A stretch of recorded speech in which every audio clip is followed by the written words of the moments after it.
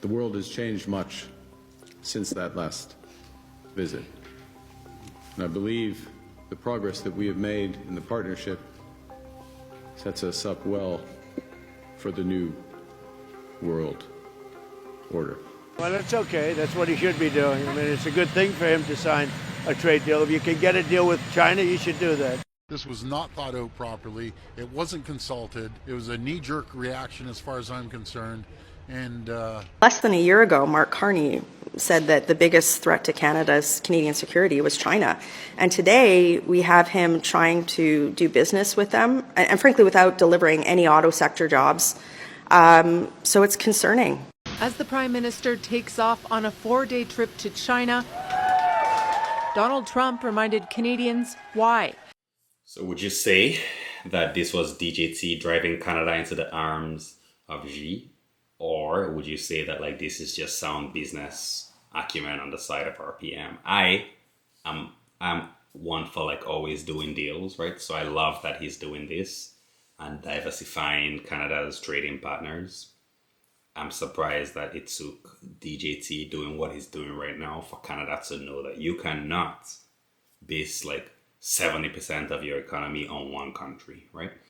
The world has changed much since that last visit. And I believe the progress that we have made in the partnership sets us up well for the new world order. All right, I'll just pause it right there, right? Anybody remember like 10 years ago if you said that word, those 3 words, how like that was like ooh, right? Now it's being said out loud. I wonder if that is where they are driving us towards, right?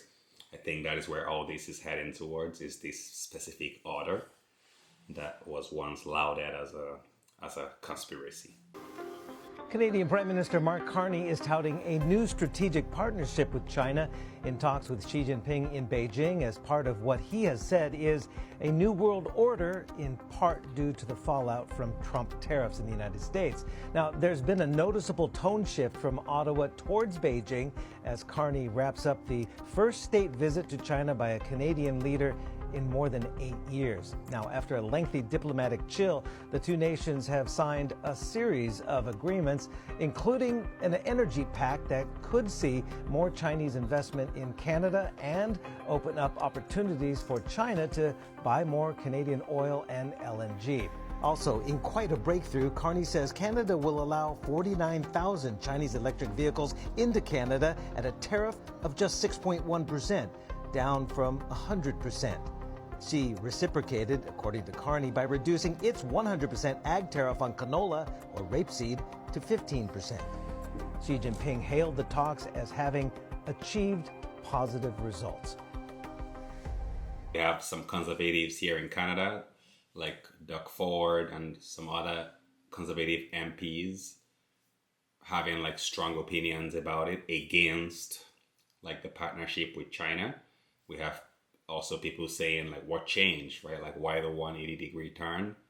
A couple years ago, Mark Carney claimed that China were like the biggest threat of Canada. And then all of a sudden we're having like a trade deal with them, right? So it's just multiple opinions here. I wanted to bring it to you guys from a neutral standpoint and get your thoughts down in the comments below. Let's dive right in. this was not thought out properly. It wasn't consulted. It was a knee-jerk reaction as far as I'm concerned. And this is going to be a big, big problem. Well, anyone who buys these cars, they won't be allowed to go to the U.S. Yeah, but like if you're not allowed to go to the U.S., then so what? I don't think that they want us in the U.S., right? At least I don't think DJT wants Canadians in the U.S. He's made that clear. He says it time and time again. We don't need their cars. We don't need anything from them. So I think it's high time that we pull ourselves up by the bootstraps, which is what our PM is doing. I'm not one for picking political sides, but just looking at the results here, I'm with Mark Carney on this one. You know, cybersecurity. I call it the spy car that they're bringing in, and they won't be allowed to get over there. And it's going to tick off the Americans that 80% of our autos are going down there. He had said that he was 100% dead set against reducing these tariffs on Chinese EVs. And we have seen in his reaction today, he's not happy that that's what is in fact going to happen. He is not happy with the deal itself and the lack of consultation. He says he was not given a heads up by Prime Minister Mark Carney that this was coming. And he says the industry was not given a heads up here in Ontario either. He calls this terrible for Ontario, and he describes this as a big, big problem.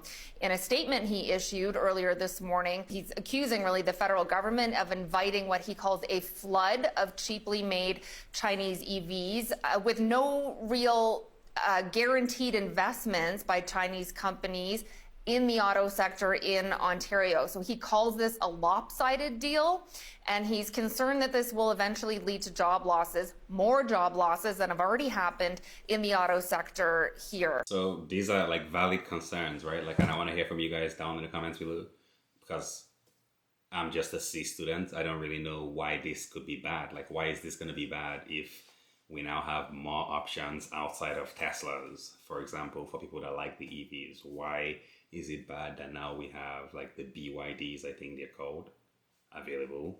I think they're also cheaper.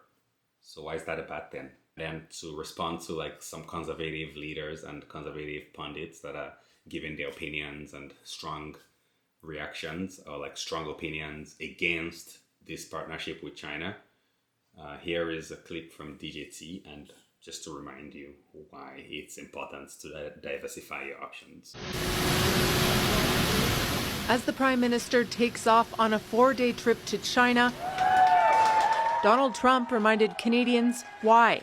Touring a Ford factory in the birthplace of the American auto industry, he threatened the death of the auto pact. We don't need cars made in Canada. We don't need cars made in Mexico. We want to make them here. And that's what's happening. Everybody's moving here. From Canada, they're coming here. Adding he Exactly. So they're the hottest country, as he says it, right? We're the hottest country in the world. Everybody wants to do business with us. So you can't do business with someone that is always going to be loud in themselves and beating their chest. I mean, you can, but I don't think that you should rely as strongly on them like the way Canada was in the past, because they've proven to be unreliable and pretty volatile.